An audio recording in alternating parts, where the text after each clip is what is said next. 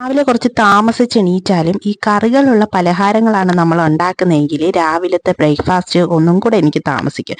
അതുകൊണ്ട് തന്നെ ഇന്ന് എളുപ്പപ്പണിക്ക് വേണ്ടി ഞാൻ പുട്ടാണ് കേട്ടോ ഉണ്ടാക്കുന്നത്. പുട്ടാകുമ്പോൾ ഇവിടെ ഐദൂനും ഇഷ്ടമാണ്, ഇക്കാക്കും ഇഷ്ടമാണ് കേട്ടോ.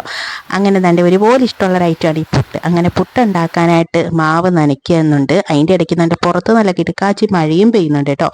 അപ്പോഴേക്കും എനിക്ക് രാവിലത്തെ ഈ ചായക്കുള്ള സമയമായി. അങ്ങനെ ഞാൻ ചായയൊക്കെ ഇട്ട് വെച്ച് മാറ്റി വെച്ചിട്ടുണ്ട്. അതിനുശേഷം എൻ്റെ പുട്ടും അങ്ങ് അടുപ്പത്താക്കുന്നുണ്ട്. അവിടെയൊക്കെ മഴയുണ്ടോ? ഇവിടെ വെയിലും മഴയും കൂടെ കലർന്നൊരു അന്തരീക്ഷമാണ് കേട്ടോ. തുണികളൊക്കെ ഉണക്കിയെടുക്കാനായിട്ട് നല്ല ബുദ്ധിമുട്ടുമുണ്ട്. അപ്പം എനിക്ക് പുട്ടിൻ്റെ കൂടെ കൂടുതലും മീൻകറിയും കൂട്ടി കഴിക്കാനാണ് കേട്ടോ ഇഷ്ടം. ഐദൂനും ഇക്കാക്കും പഴമാണ് ഇഷ്ടം. അങ്ങനെ ഞാൻ തലേന്നത്തെ മീൻകറി ഉണ്ടായിരുന്നു, അങ്ങനെ അതും എടുത്ത് കഴിച്ചു. പിന്നെ ദാണ്ടെ കുറച്ച് കോവയ്ക്ക മെഴുക്ക് പുരട്ടി ആക്കാനായിട്ട് അതുമൊക്കെ അരിഞ്ഞ് വൃത്തിയാക്കി എടുത്തിട്ടുണ്ട് കേട്ടോ. അങ്ങനെ കോവയ്ക്ക നേരെ ഞാനങ്ങ് അടുപ്പിലാക്കിയിട്ടുണ്ട്.